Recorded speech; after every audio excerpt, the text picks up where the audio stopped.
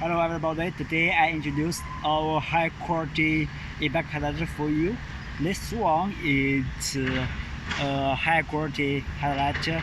Housing is CNC and you can see very good quality housing and bracket. This one is 2.4 watts.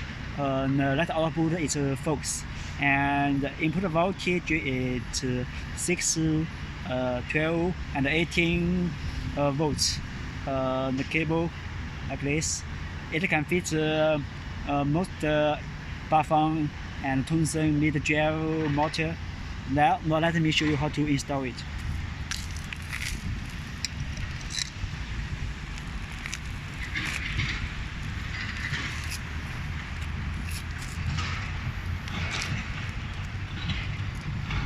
You connect the headlight to the power source, negative to negative, positive to positive pole. A back headlight is very high quality CNC aluminum housing. It's 2.4 watts. The light output is focused on the road. You can see it's very bright and it can reach long distance. Let me show you.